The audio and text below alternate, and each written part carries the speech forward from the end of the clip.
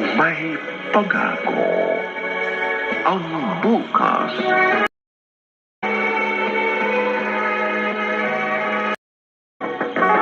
Ano? Si Mama at Papa nag-away? Oo, Paano mo naman nasabi? narinig kong sumisigaw kanina si Mama. Pero hindi ko maintindihan yung sinasabi niya eh. Malamang naka-headphone ka. Naglalaro ako eh. Nasaan na sila? Umalis si Papa. Ha? Si Mama? Nasa kwarto yata. Puntahan ko. I-chat mo si Papa. Ha? Anong sasabihin ko? O, di try mo mag-isip kung ano sasabihin mo. Ano nga? Ewan ko sa'yo, Red.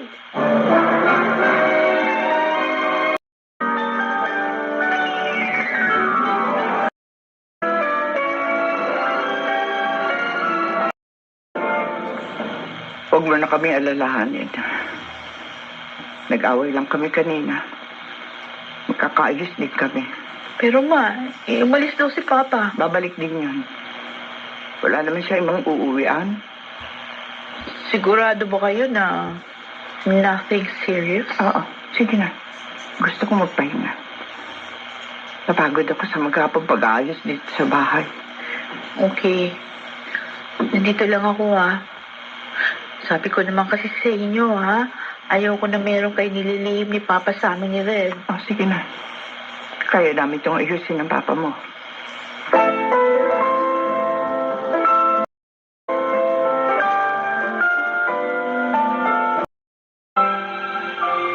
Oh, Kuya Sendo, napasyal kaya ito. Aray! Ang labi ko. Hangga ka? Sisiraan mo pa ako sa asawa ko? Ano? Ako maninira? Baka ikaw. Baka ikaw ang sumisira sa pamilya nyo. Pamilya ko to. Huwag kang makikialam sa pamilya ko. Baka nakakalimutan mo, Kuya. Pamilya ko rin si Ate Beatriz. Sinungaling ka. Talaga? Ako ang sinungaling? Huwag ka sarang tamaan ng kidlat sa mga sinasabi mo. Walang nga ka. O sige, subukan mo suntukin uli ako. Baka nakakalimutan mo. May kamag-anak kami, polis. Isang tawag ko lang. May papatampot na kita. Kuya Sendo, mahiya ka naman sana sa mga pinagagagawa mo. Sa ating dalawa, alam mo kung sino nagsisinungaling.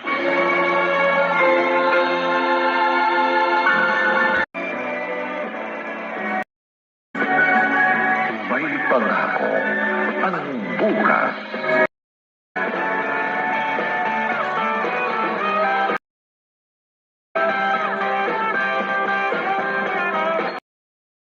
Asan siya? Ayun po, ma'am, oh. Nakatugtog sa mesa. Sendo. Sendo. Ay, lasing na lasing. Mister? Maaari mo ba akong tulungan? Okay po. Isakay natin siya doon sa kotse. Sige po.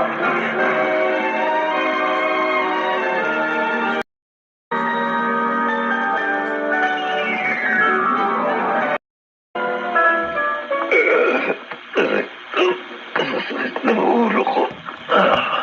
Mabuti naman ang lasing ka na. Kagabi, lasing na lasing ka. Buti nga na iuwi pa kita. Sendo, halang-alang sa mga bata, patatawarin kita. Kahit hindi ka pa humingi ng tawad sa akin. Pero please, hiwalayan mo na ang babaeng mo ora mismo. Beatrice. Bakit? Ayaw mo? O ayaw mo pa rin umamin? Patawarin mo ko. Kung totoong paghingi mo ng tawad, hihiwalayan mo siya. Nauunawaan kita kung naghahanap ka ng panandali ang aliw sa ibang babae. Marahil, sa tagal na nating nagsasama, normal na pagdaanan niya ng isang lalaki. Kaya habang hindi pa ganun kalalim ang ugat ang pagtataksil mo sa akin at sa pamilyang ito, putulin mo na. Kakalimutan kong may nalaman ako. Kakalimutan kong pinagtaksilan mo ako. Ano? Hindi mo kayang gawin? Gagawin ko. Hindi ko naaalamin kung sino ang babae mo. Wala na akong pakialam kung sino man siya. Ang mahalaga, mula sa araw na ito, puputulin mo na ang anumang ugnayan niyo.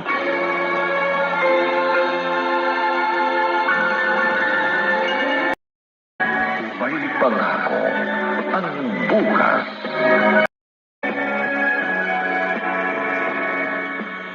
Pa, ito na po yung unique toothpaste na pinabibili niyo.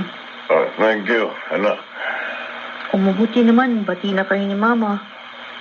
Ito na yata yung pinakamalalang away niyo. Eh, ganun talaga ang mga mag-asawa na. Oo, alam ko naman po yun. Normal lang mag-away kayo ni Mama, pero sana naman. Ngayon magkakaayos pa rin kayo. Ano nga palang pinag-awayan niyo? Huwag mo nang alamin. Sa amin na lang yun ang mama mo. Na, huwag mo sanang kalilimutan. Mahal na mahal ko kayo ni Red. Mahal na mahal ka rin namin, Pa.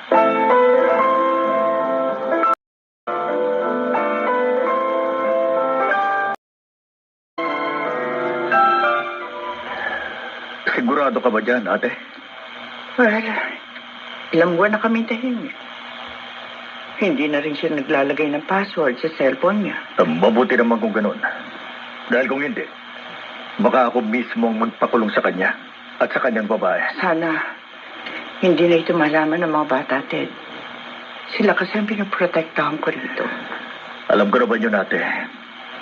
Ang dasal ko lang, sana, hindi niya naulitin ito. Pasalamat siya. Dahil isa kang mapagpatawad na asawa. Kung hindi, baka wala na siyang uuwi ang pamilya ngayon.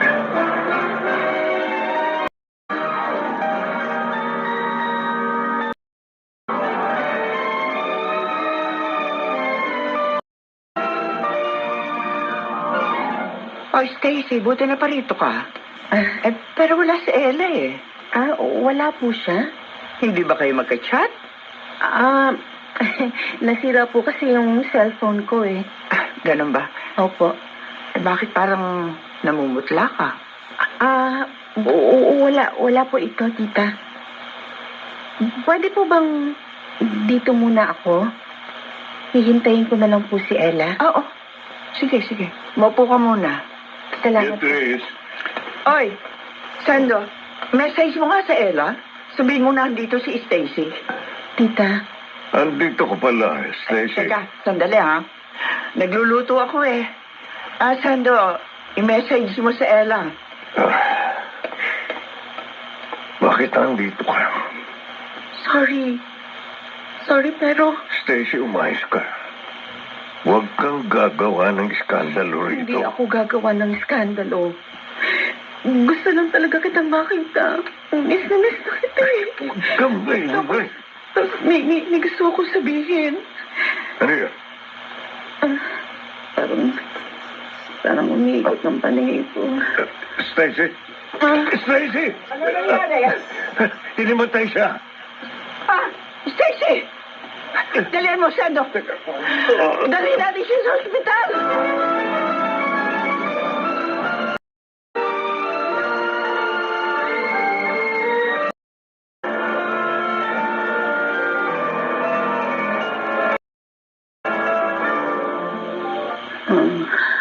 Oh, buti naman, gising ka na.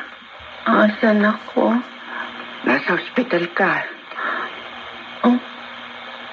Tita, Stacy, bakit hindi ka nagsabi ka agad? Kaya ka ba pumunta sa bahay? Tita Beatrice. Sabihin mo sa akin, sino ang ama ng dinadala mo? 3 buwan ka na raw buntis. Alam mo ba yun? Oo po. Alam ko.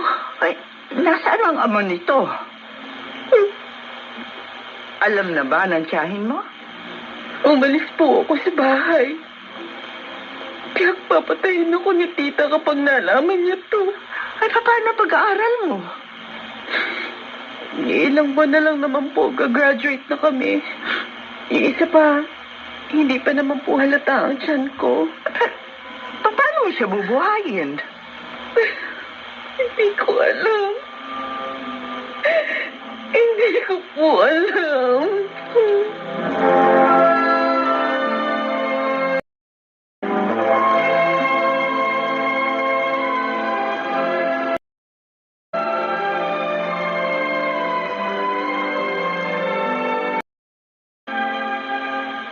Ate, bakit hindi ka nagsabi sa akin? Hindi ko alam kung paano ko sasabihin sa'yo. Sino ba yung walang yung lalaki na yun? Bakit basta ka na lang niyang iniwan? Siguro, ganun talagang kapalaran ko. Siguro lahat talaga ng taong mamahalin ko, iiwan ako. Not me. Hindi kita iiwan. Ella, Gusto mo ba? Dito ka muna sa bahay? pwede ba? Bakit hindi? Kakausapin ko si Mama. Hindi ba nakakahiya? Hindi. Ano ka ba? Di ba sabi ni Mama sa'yo, itinuturing ka na namin kapamilya? Salamat. Salamat, Ella.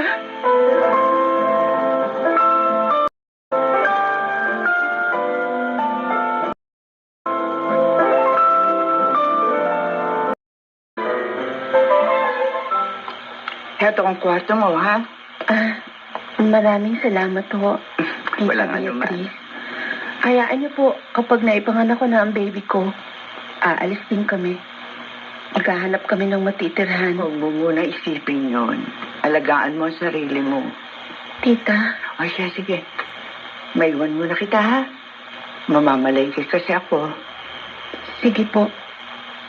Salamat po ulit. Ano ba ang gusto mong kainin?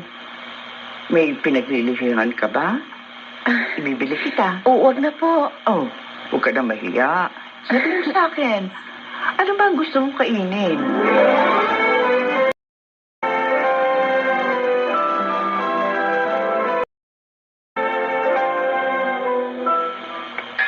Bukas na bukas din, ihahanap kita ng matitirhang apartment. Hindi ka pwedeng dumito sa bahay. Tapos ano? Hindi mo ako dadalawin gaya ng ginawa mo biglang pag-abandon na sa akin? Hindi kita inabandona. Sabi ko naman sa'yo, kailangan muna natin palamigin ang sitwasyon. Hindi ko kayang mawalay sa'yo. Alam mo yan. Isa pa, natatakot ako na hindi mo ako balikan. Hindi ko yung gagawin sa'yo. Kung ganon, magpakalayo-layo na lang tayo. Maghanap tayo ng matitiran sa ibang lugar.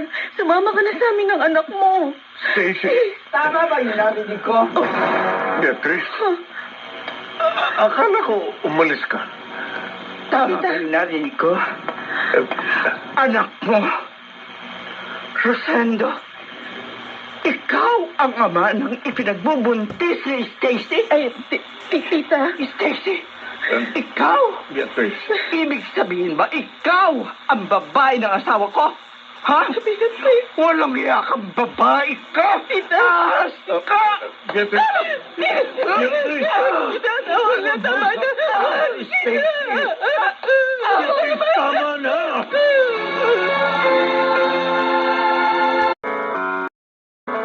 Sa pagkakataong ito, magawa pa kayang patawarin ni Beatrice ang kanyang asawa at si Stacy na para lang tunay na anak?